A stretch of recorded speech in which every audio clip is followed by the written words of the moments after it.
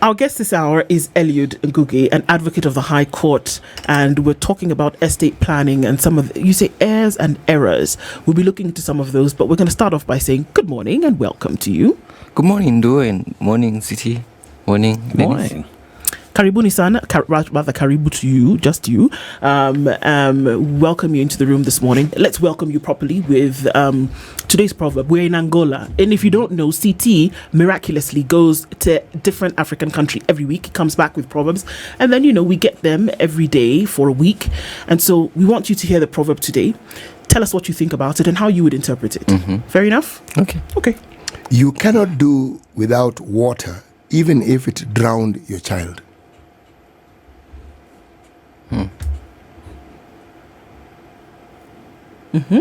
Interesting. I would go to what we've always known, that water is life, and that since water is life, it's negativity. If it has drowned your child or sunk your house or carried your home, you cannot give up on it. You still need the positive aspect of that water. Yeah. Indeed. True.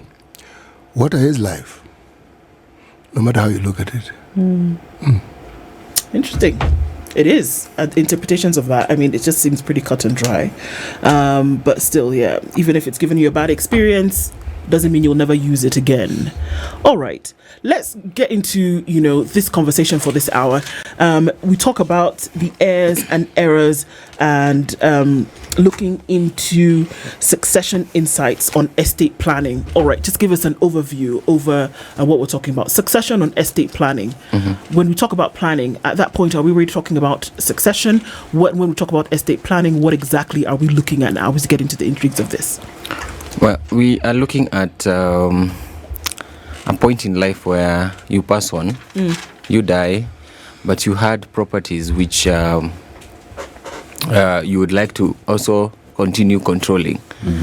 So that's a whole planning process of that's what we mean by succession and estate planning. That part of the assets that you have while you are alive, at some point you will not be alive, but you still want to be in control and to know who is running them and whether they have capacity and whether they're doing the right thing. Okay, and so how do you do that?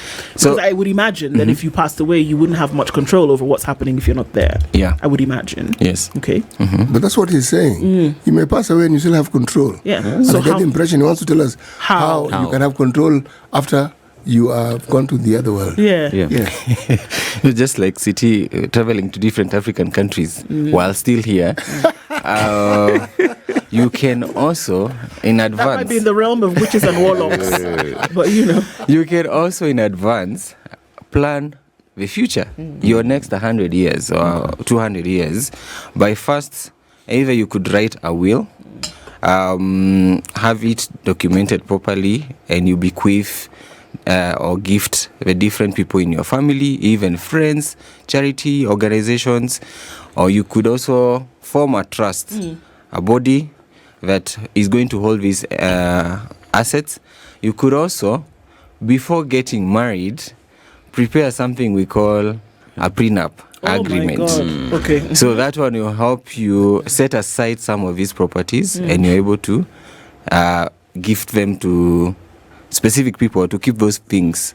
And so you're not finding, we don't find those properties being contested upon.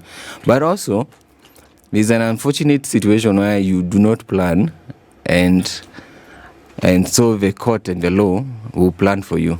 The judges will decide how best to go about your things. Okay. Yeah. And before we come to what the judges and the court can decide over your matter, one would assume that somebody brought it to the court, right? It's not just the court standing up out of nowhere and knows, okay, this person has passed on and they had property, let's deal with it. It's usually that there has been a dispute over what to do with it and then the court decides, no? Not really. Okay. But the court, of course, will not come to your property and start deciding on it without one person, maybe a sibling, saying they would want to have control to drive a certain car, or they would like to pay school fees. Yes. So they'll bring it to court, and then the court will tell you, you have to bring everything before I decide on this one single thing that you want me to deal with it as a court. Okay. Yeah. So let's go back to the issue of wills. We've looked at some statistics or numbers, and we look at Africans specifically. We are not into will writing, because when we write a will, essentially what we are saying is that we are going to die, and we don't like to talk about us dying. Let it happen, and then we move on from there. But writing a will, in the minds of many people, and this is from studies that have been put out, is that writing a will almost certifies your death. So why don't we see, apart from that, do we see that will writing has increased so that people can be sure of what you're talking about now, ensuring succession? It then will be very clear, and that you don't need a court to now come and decide, because you have already decided as part of this succession planning. But do we see more and more people getting into that practice? Over time, it's progressing. It's becoming something that people are taking up, because the Succession Act, which may have introduced will writing in Kenya, came into law in 1981. And so with advance of information, with having radios and TVs, you having me here, people have gotten this information, but not majority of the people. So you'll find a very small percentage, for example, of Kenyans who even are aware that they can plan by writing a will. They can plan their succession through writing a will. But with time, it's becoming common. And I think that's why I'm passionate about it, because from a legal angle, we think that everyone knows because we have that information. But you go to the villages and people don't have this information. But also we do not just blaming it on lack of the information, but also we are a very religious country. So you find as an 80% Christian country, their beliefs are that they are going to heaven and they are going to have life and all those things. So they are afraid of planning. So you talk about planning that you may die anytime, and people are afraid that, they'll be so confident and tell you they have a life and no weapon, or they are covered, and there's no perishing that will happen to them at any one point. And so they keep off writing of the wills, and they are afraid of doing it. Now, Eliud, when it comes to even the traditional way, there was some form of passing property to the next of kin. Nimekona kashamba hapa, so nikienda itakuwa ya so and so. It was never documented in law as we are doing it right now. So that information does exist. But now, how do we expand it such that it's not only in these towns where people have this information, but to make sure that everybody has it? And also, in the event that I have written my will, it is with my lawyer, but it is contested. Does that happen? It happens. It happens, and we blame the lack of information. There are people who are willing to let go of their properties. And so you get to 40, 50 years of age, you have gotten this property, and you have chosen that it's for the benefit of maybe your children, and you write that will. But then there are people who are afraid of passing them, because I know what you are saying is that I will buy a property, and instead of registering it in my name, I'll register it in my wife's name, or in my son's name or daughter's name, rather than having it in my name, which is also very helpful, because you're basically saying you're spreading the risk. And so we've seen it happen, but I think we need to have these conversations more. We need to have this conversation more to make sure that as part of our everyday engagement, people are aware that they can do it, and it's a very simple process of writing, and that, well, there's a fear that lawyers are expensive. When you talk about a document being contested, there's a fear that if I go to a lawyer's office, they're going to charge me an arm and a leg. But it's not the case. It's not really the case. Which limb do you actually charge? Me, I'll just charge a finger. But to avoid the document being contested, then you need a professional, because the professionals are well equipped with what the law provides for. The loopholes that we are even talking about here, that no one will come and prove that there was insanity, and now you're taking me to telling you to the point where I need to tell you what are some of these loopholes that may be found in a will, to make sure that it is not challenged. That one, the person needs to be qualified to write that will. Number two, it has to be properly witnessed by 2 or more persons. Just anybody? If I'm going to write a will today, and you say 2 or more persons, it could be Dennis and CT. I've written my will, I'm good? The people of your choice. You, as a person writing the will, you pick people you trust, of course. Yes, Dennis and CT, we've written the thing. Well, there's a consideration you need to make, that they do not end up, they will be available when you're not present. So when you pass on, these 2 people who are going to witness may be required to come and give evidence or support any contestation that may come up. So they need to be people you are very you can trust. Allow me to ask, why would there be contestation on something that I have written? It is my property, right? Based on what you said, it's my will, my last will and testament, right? It is mine.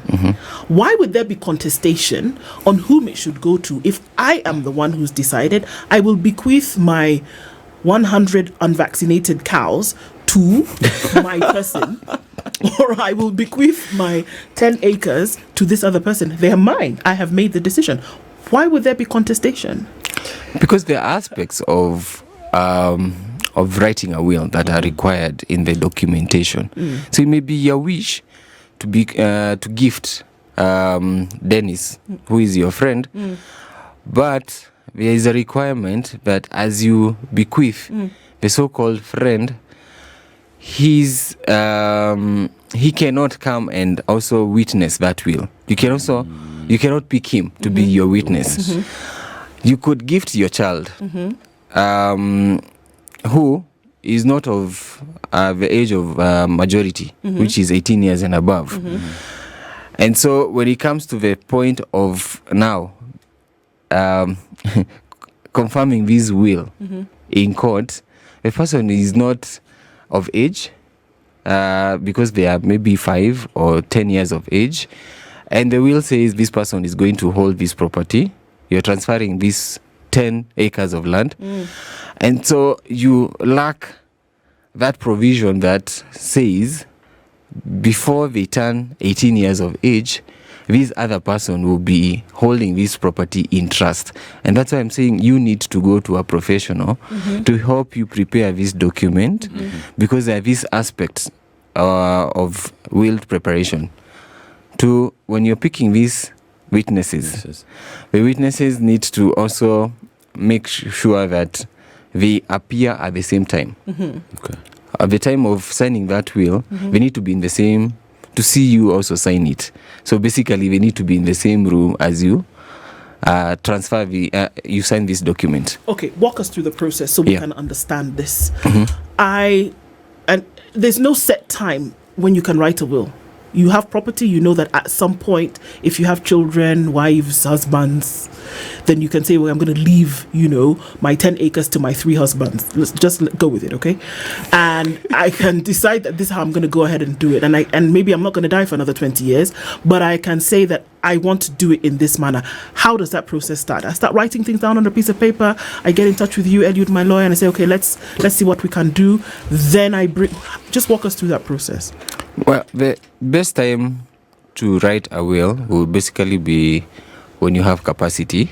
And this is one, if you are 18 and above, So if you are lucky, and maybe you're trading in Forex, and you are 22, and you have gotten properties, you could write that will. But also, you could be in your 70s, you have capacity that nobody would come and say that he was senile, therefore he did not understand what they were doing. So you need to have that capacity. So that cannot be challenged. But then you need to you come to me as an advocate, have that conversation, and I'll be able to give you some pointers and ask you, for example, whether you have thought about your executors who are the people who are going to step into your shoes after you've passed on. They're going to see through the process. Right. So once you die and the will has been read out, they'll be the ones even to read that will or even keep the will together with your lawyer or with the bank, and they will come and present it, and once it has been read, then you will go to court. But as I give you this guideline, whether you have thought about these people, I'll tell you about 2 or more persons. And these executors need not to be your beneficiaries. We don't. You need to be careful not to have, for example, your son or daughter being the one who is also an executor. But if you have no other alternative, you can still choose someone who is a beneficiary to be the executor, but this beneficiary's signature needs to be witnessed by 2 other people. But everything you're saying is sound, makes sense. But don't I need a lot of money to go through all these problems? If I only own 1 chamber, 1 house, 1 single digit, and I've already informed them this is how it's going to happen, then I come to you so that you write it down and say how it's going to happen. So this story of executor and is it really necessary? It is necessary if you're not willing to transfer this property while you are still alive. No, just wait. Why do I want to transfer the property when I'm still alive? Because you don't know when you will die, Abby. Yes, but I make provisions for the transfer so that when I'm not there, it is actually transferred. And people are informed in advance that this is what will happen, this is what you'll get, this is how we'll do this. You're informed. And then you write it down and say, upon my going to the pearly gates, this is exactly what will happen to the almost non-existent property that I have. It's a step you cannot skip. Preparation of this document if you're not willing to transfer this property when you're still alive. So you Why need did to you prepare. force me to transfer this property when I'm still alive? And I want it transferred when I'm not alive. Well, if you don't want to transfer it when you're still alive, we are not going to force you. So we're just telling you, prepare this document, but it's going to transfer it when you're not there. We're on the same page, but that's what I'm saying. That's what I would like, a situation where, remember, let me backtrack a bit. Are lawyers allowed to advertise for the services? No, we are not. Who wrote that law? It's under the Law Society of Kenya Act. Why? And the other rules to ensure that people are not.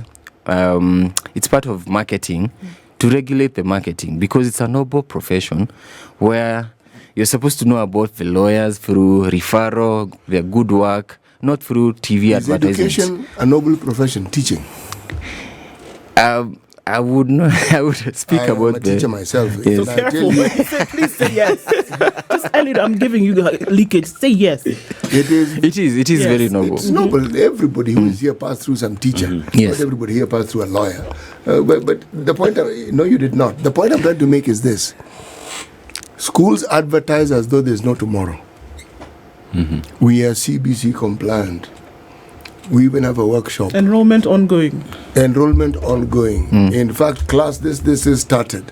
I'm asking the question that this noble profession thingamajig that you guys have, you lawyers have, prevents the public from getting to understand what it is that you actually do. So that now we have to rely on this referral. I will tell you what I understand, and I'm not a lawyer. And what I understand is what suits me. No, the law actually says that as your best friend, I must be an executor to your will. See, people who are I will interpret it as I see fit. talk to your law society fellows and say, look, if you have such stringent guidelines, after all, you are the lawyers, the guys who write these things anyway, find a way of ensuring that people can actually let the public know about these services. They're important. Mm-hmm. I can't wait for referral. It actually happens, and you find us dealing with civic education in churches. I come here on Tuesdays in the afternoon and educate the masses. So you find it in the civic education out there, but also I agree with you. It's information that is lacking, and the members of public are missing out on it because we can only do so much.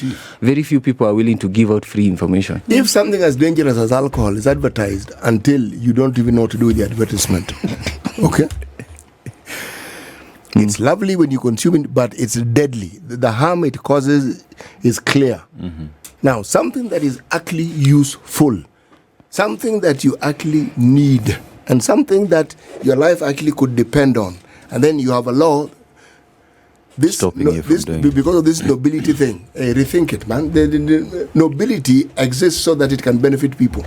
This one doesn't benefit us. It's interesting. For something as important as what we're talking about now, estate planning, who you leaving your things to, many people just don't know what to do. Don't know. I mean, we read these stories in the papers every day. Folks are quibbling about, what their father, mother left or did not leave behind. A wife rocks up from the woodwork somewhere and says, this was actually my husband, I have his children.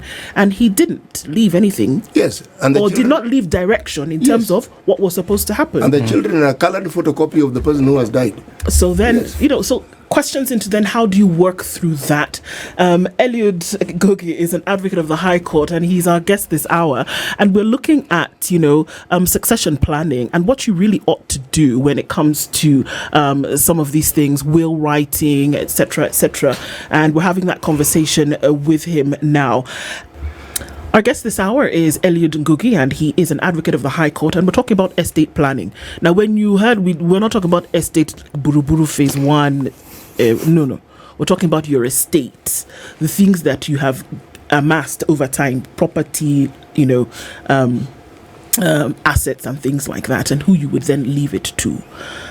And we talk about it in jest, but it's actually serious, where a lot of people are not leaving anything. Okay, they may be leaving things behind in word, but then we read here every day, we interrogate these stories where there is usually a quibble after the demise of someone, and then a wife jumps out of the woodwork somewhere with children, like you say, who look exactly like the deceased. Colored photocopy. Yeah. Yes. Somebody says, actually, you know what, he sired the child with me. Whose responsibility is it to make sure that before this happens, anybody who might be, even if you suspect that you could have a child somewhere and you do not know, put it down on paper so that we don't have this aftermath squabbles that we see later? The person who is responsible for that is you and I. We need to plan our lives. But if there are children born out of wedlock, for example, it will be very difficult because under Section 27 of the Succession Act, 29, it has a provision on beneficiaries. And beneficiaries are either wives, former wives, then their grandparents, and then people who are being provided for, or children who are being provided for by the deceased person. While he or she was alive? Yes, while they were alive. Any children who are... Any children, because it just provides children of a deceased person or any other person who was being provided for. So it could even be a worker coming in and saying, hey, I was benefiting from this person. I was dependent on this person. I need to now get a share or get the support from this family. So it's upon any of us to make sure now that we outline and we say how we want to divide our estates, so that we don't come for everything, but you're able to allocate and say, I leave maybe the monies in this account that you just mentioned in that bank. They only have access to that amount of money, and someone else will get probably the bigger share on this other end. So you're able to control and to see who gets what, rather than the court deciding on your behalf, because the court will end up going in an equal manner and distributing everything equally, or asking you guys to sit down and agree. And when you fail to agree, the court is going to force you. Yeah. You know, one of the things about the law, and one of the things that makes it daunting, is that we know it exists, we know what it does, we even know what it's supposed to do. But, bless you, but as lay people, we know very little about it. And the only time we come into contact with it is when something happens. So we go about our lives not taking into account what it is that the law can do for us on a daily basis. We do not. It's when someone has rammed into me and they are being difficult. They're claiming that by driving on the left side of the road, I offended them, whatever it is, and we said, no, let's take this thing to court. That's when now the law comes in. Or I've done business with an individual and they have found it appropriate for them not to pay me as we had agreed. Then again, so every time many of us come into contact with the law is in an adversarial position. Something has happened and I need an arbiter. And it need not be, because I don't think the law exists specifically for those purposes. Now, there are calm situations during which the law can actually play a very important role in how my life is conducted when I'm alive and even after. Now, that bit is missing in our understanding of the law and what is it can do for us. Because one of the things we see with matters of succession is turmoil, because there are others where succession doesn't hit us because there isn't much to fight about. But we Kenyans seem to have the ability to find something to fight about, even if there's very little to fight about. But the cases that get into the media, this is where we are cases where there's a lot of money involved. And it's acrimonious. And so you wonder, could this thing not have been settled earlier so that it doesn't get to this? Now, that's where the matter that I was speaking of how it is we can get to know about these things. The reason why we get to know about schools is because the schools tell us about themselves. And if there's one thing Kenyans agree on, is that the education of their children is of paramount importance to them. But you see, my friend, the law is just as important. Let me comment on that and say, sometimes the judiciary will have open days. And judicial service week. And they go out and advertise and say, and invite members of the public and say, hey people, come to the nearest court station near your house or near where you live, like at Milimani or in Kisumu or Kajiado or Ngong. Come to these places and ask any questions that you may have. How many times does this happen? It happens once a year. It does happen. It is an excellent start. Yeah. It is an excellent start, and the judiciary must be lauded, because it's something that never used to get done, but it now gets done. People actually get to interact with the judiciary. It is a wonderful thing. As a consumer, not enough. Not enough. It is one day. And also, I think the fact that we still have the existing stereotype that Kenyans just don't want to be associated with the court. Anyone who's supposed to go to a court is a criminal and all that. So we also need to have communication around that the judiciary exists to help us. It is your friend. You are welcomed in the judiciary. Because there's also the notion that lawyer is expensive. Why should I waste my time, go to a lawyer that I cannot afford? So it is an entire communication around it. But also just to add on matters to do with I have this property, I need to transfer it. I have children outside. I am the only one who knows about it. My family does not know about it. Is it my responsibility to make sure that in the property that I have, I bequeath them? And how do I go about it if it's not under the law? Well, that's why it's up to you as a person to prepare a will. Because you're the only one who knows where these properties that you bought are, where they exist, their location, where their titles are. So you are best placed to know this information and to now distribute this. And this is one of the advantages of preparing a will, that you are able not to to safeguard all your properties. They don't end up going to the government, like we've seen last week. I think billions of shillings went to the government. Yet, if these persons who had these accounts, I know how much is on my M-Pesa, I know how much is in my bank account, how many bank accounts I have. It's your responsibility to know these movable and immovable, we call them movable and immovable properties, where they are, and for you to now allocate. How many beneficiaries do I have? Do I even have a passion for some industries or for some entities? So there's a children's home that I am passionate about, and if I'm passionate about them, then I'll be able to include them in my will and say, hey, I want to leave this gift to this children's home to continue benefiting them and taking care of them. And so it's up to you, and that's why it's important to have this document, because if you die without preparing for it, then you can see how many people are losing out. These properties, etc. But there's also another aspect that CT might be interested in when it comes to preparation of a will. It gives you a chance to also prepare how you want to be buried, and for people not to be too extravagant, spending nights and millions of shillings and fundraising money from friends and buying very expensive clothes. Yet I want to just have a simple life, and whatever I left, I want it to go to the benefit, for example, of education.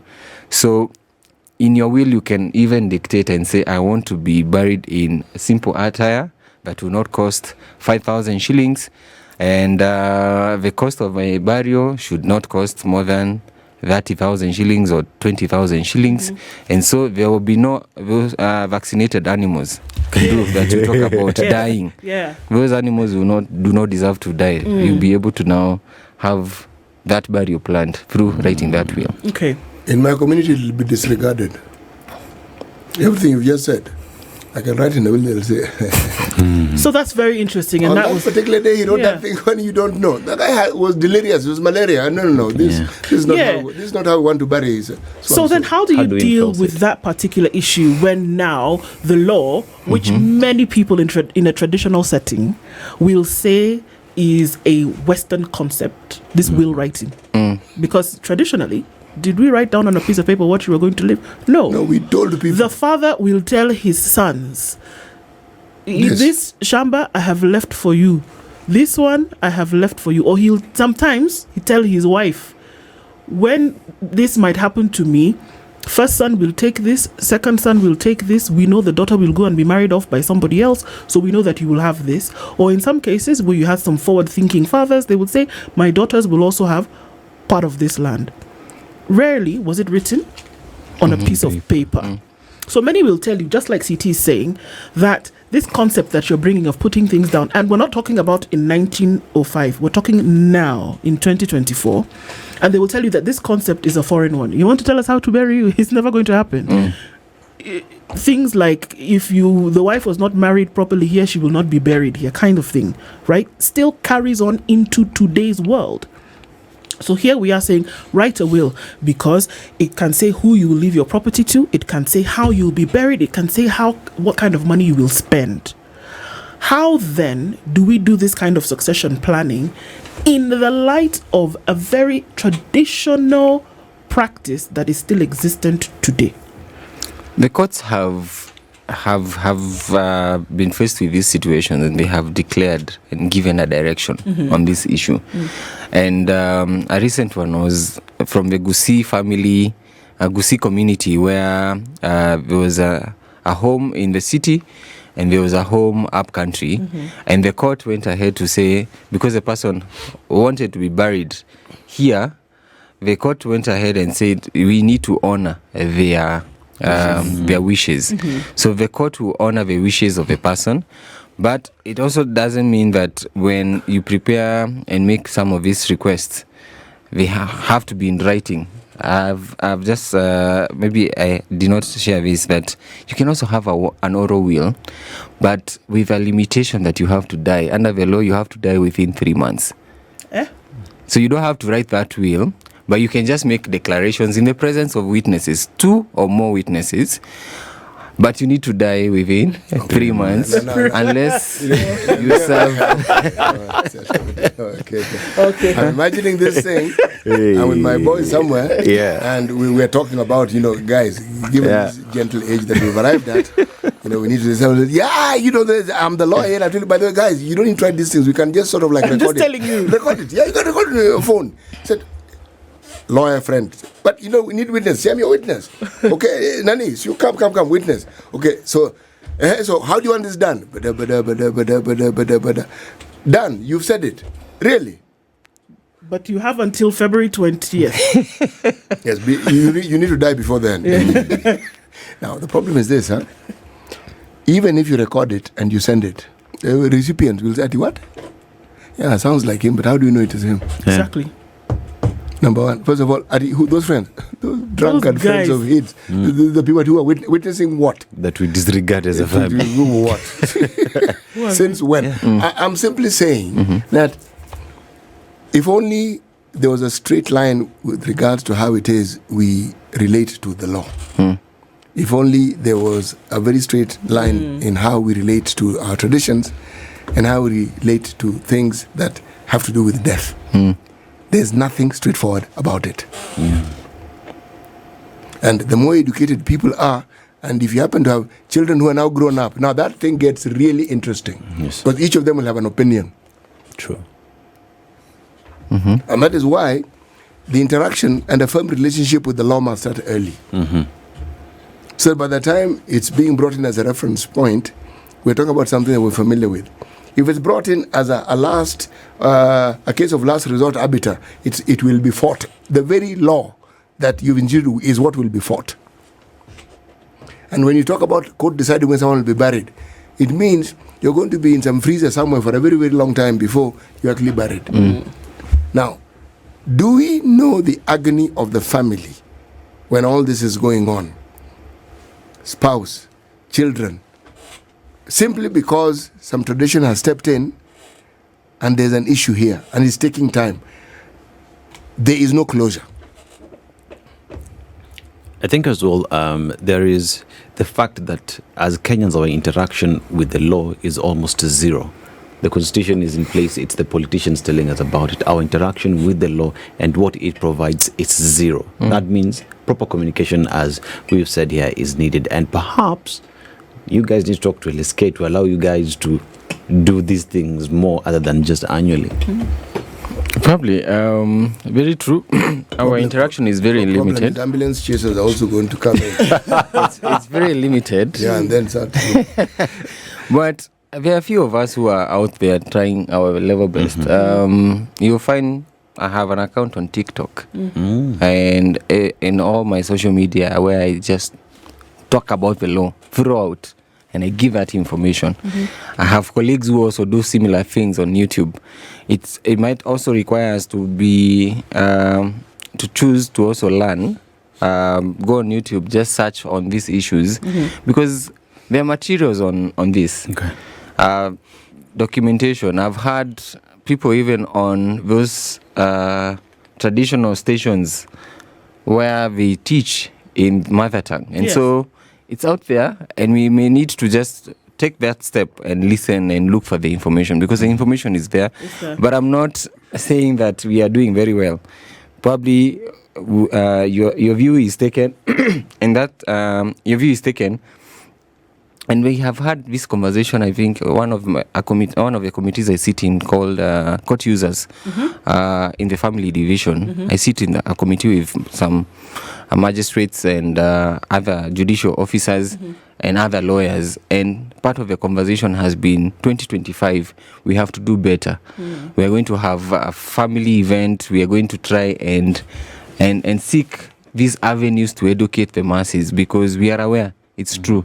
You're not getting this information and you're finding yourself in these situations where cities mentioning, finding yourself in those situations because probably you did not know what to do about estate planning. Right. Yeah. Very quickly, a question that you mentioned about children and then those that legitimate or illegitimate, having been taken care of at the time when a particular testament was written. What happens to those children who are still protected by family court when it comes to their parents and taking care of them, and then now would look for kind of care from somebody who has passed on? What really happens to them at that point? What happens to those children who may not have been declared at the time of death, but still have a right to be taken care of by their parents, who come out later and say he was their father? What happens to them is, well, guardians will need to step up and help the children to come and make a claim. Because if you are not aware about, you knew who your father was, but he was not taking care of you. Or your mother knew who he was. And now he's passed on. Yeah. You will need your mother, who knew the person, to come out and now contest. Because when we go through the succession process, you file the documentation, where even with a will, after preparing that document, it will be filed upon you passing on. It will be filed in court, and the copy of the will will be attached there. And then it will go through a gazette notice process, where gazettement will happen, and within 6 months, you're supposed to report back to court to confirm confirmation of grant, what we call confirmation of grant, which is taken that within those 6 months, the public is aware. They have read the Kenya Gazette and they are aware about your passing on. And at this point, if you are the guardian or the mother of this child who knew the father has passed on, then you need to file a protest in court to dispute or to request to be included as part of this estate before it is distributed to everyone else. Okay. So they come into court and file this protest and say, we have this child. I would even like to go for a DNA to prove this, or I even have photos and documentation, and that one is taken into consideration by the courts, and a provision is given. Very vital information to always have, and we want to thank you for being in the room this morning to at least shed some light on that, and definitely conversations that should continue. Asante Sana. Eliud Ngugi is an advocate of the High Court, and we'll be looking at estate succession planning and why it's important to do it this morning. Good morning. This is the Situation Room, the only way to start your day.